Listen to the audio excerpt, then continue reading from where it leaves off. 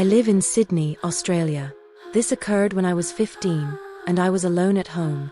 It was around 9 p.m, and I had just gotten out of the bathroom when I heard my front gate swing open and my dog bark. Across the hall, I noticed someone running past the porch window and into the backyard. I could get a vague idea of his appearance.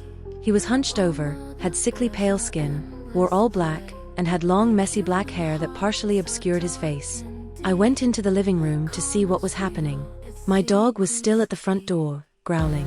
Since I hadn't seen the guy return, I assumed he was still in my backyard. I waited at the door for a while until another more normal-looking guy walked down to the porch and approached the security bars.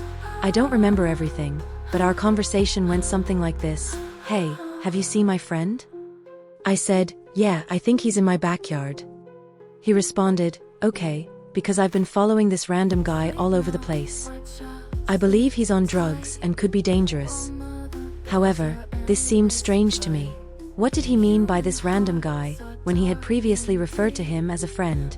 He quickly walked away, heading into the darkness toward my yard.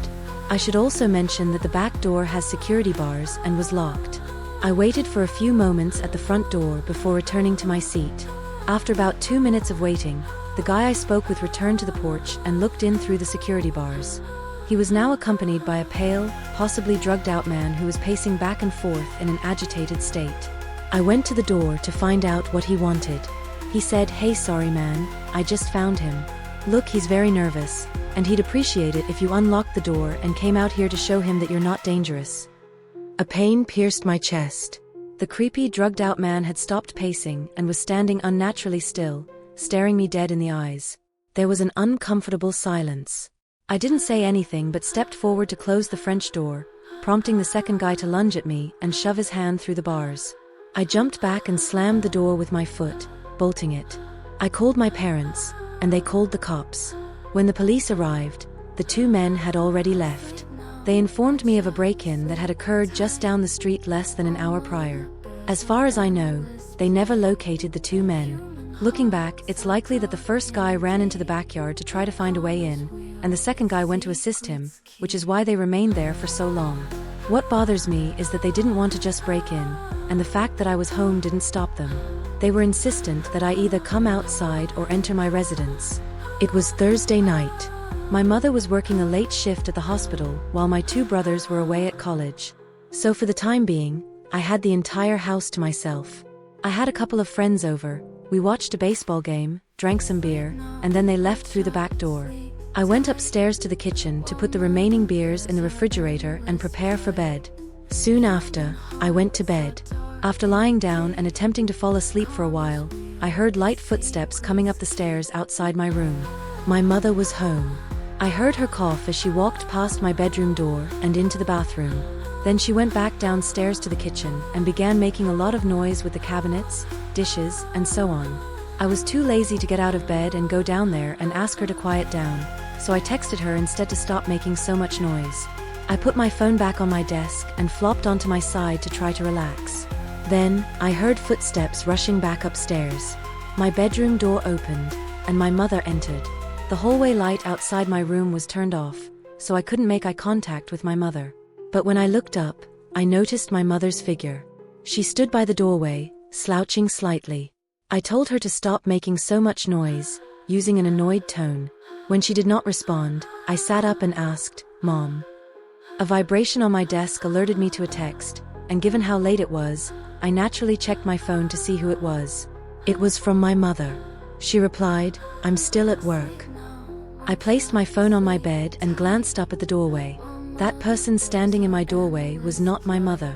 Despite my panic, I needed to think quickly. I said, "Mom, I need to get some sleep." "Get out." I said this to play dumb and pretend I had no idea someone had broken in. The person in my doorway did not move, so I grabbed my phone and texted my mother in a panic, saying, "There's someone in the house." I mistook them for her and contacted the police right away. My mother replied, "Okay."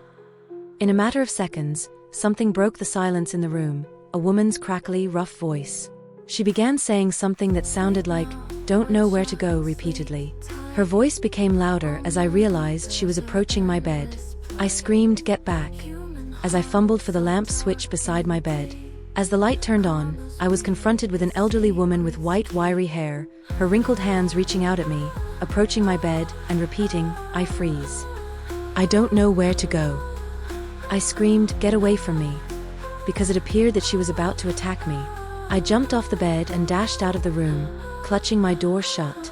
A few seconds later, I sensed her attempt to open the door, but I exerted all my weight to keep it shut. She screamed, "I need to get out," and began banging on the door. I held this position for a long time, and she was unwavering. My mother kept calling my phone, but I couldn't answer it. It wasn't until the cops arrived and knocked on the front door that I let go of the bedroom door and ran towards them. The old woman dashed after me, but as I opened the door and yelled at the cops to stop her, they quickly pinned her against the wall. She was handcuffed and placed in a police car. I told them everything that had happened, and they said that based on her behavior and what I had told them, she needed to be identified and evaluated to see if she was mentally ill. It was not surprising that she was mentally ill. Later that night, after my friends had left, I realized I had forgotten to lock the back door. That is how she was able to simply walk into my house. Every time I hear something in my room while sleeping, I have to look up to make sure no one is on the other side before moving. It has scarred me mentally. On my own in California, I lived in the middle of nowhere on my father's ranch in Colorado. It was a stunning, expansive property. Living in a rural area never brought me joy. I found it boring. Furthermore, as the old cartoon Courage the Cowardly Dog stated, strange things happen in the middle of nowhere. People had repeatedly trespassed on our property, which is why my father owned 3 different guns. Once, he had to use his rifle to chase 2 men off the property. What I am about to recount occurred several years ago. I believe it was in the middle of June. My parents were on vacation together, so I was home alone while my younger brother was out with friends or at his girlfriend's house for the night. I can't remember. It was a hot night in Colorado, so I kept all the windows open. I used to sleep pretty late around that time, so I believe it was around 1 a.m. I was still in the living room watching TV when I noticed the motion-sensing patio light turn on outside. This light would only turn on when there was noticeable movement by a person, so I assumed it was my little brother returning home for safety. I got up to look out the window. I did not see anyone, however. I took out my cell phone and quickly called my brother. He didn't answer, so I went back to sit down. Then, there was a knock at the front door. Our door featured a peephole because, naturally, we wanted to verify who was present before opening it. When I went to look through the peephole, I saw no one. Immediately, I thought, "Ding dong ditch," which could refer to either my brother or some local punk kids. I hoped that the second interpretation was correct. I closed the blinds now because I was paranoid about being watched. I texted my brother, "If I find out it's you, I'm not letting you in." However, as soon as I pressed send, the knocking resumed. However, this time, the knocking didn't stop at the door. It surrounded all of the windows on the front side of the house. I then heard a voice from the front porch. The voice instructed, "Open up." I instantly froze, feeling as if my heart had stopped. The voice sounded like an older man's, gravely, deep, and almost unnatural. It wasn't the voice I recognized. The voice said, "Open up, please. We need help. Please." I heard someone scrape the side of the house. Now I was terrified, especially given that I was alone in a rural house in the middle of nowhere. I was filled with fear, wondering if some strangers had broken in and were now trying to lure me out. However, for some reason, I was unable to leave the window. I stood right by it for what seemed like an eternity. When the knocking began again, I heard a different voice. It sounded youthful, almost like a teenager. The voice repeated, "Help. Please. I am not sure where we are." I grabbed my phone and immediately called my father. "Dad, somebody is here and wants to come in. Please tell me what to do." My father immediately replied, "Don't open the door. Call the police."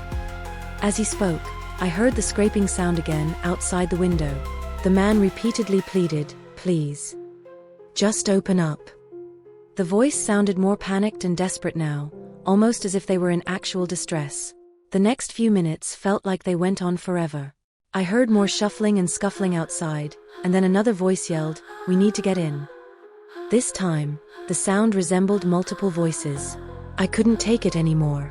I rushed to the phone and dialed 911. The operator instructed me to remain indoors and lock all doors and windows until help arrived. Following that, the knocking stopped. Police arrived about 10 minutes later. When they searched the property, they discovered nothing and no one. There were no signs that anyone had even been outside. The oddest part was that about a week after the incident, I had a feeling something was wrong with our driveway. As I drove down the same road, I noticed something unusual. Old, worn-out tire tracks and faded footprints led to our house before disappearing, as if their creator had vanished. Today, I don't know who or what was in my home that night, but I know I'm more cautious than ever about who I allow near that door.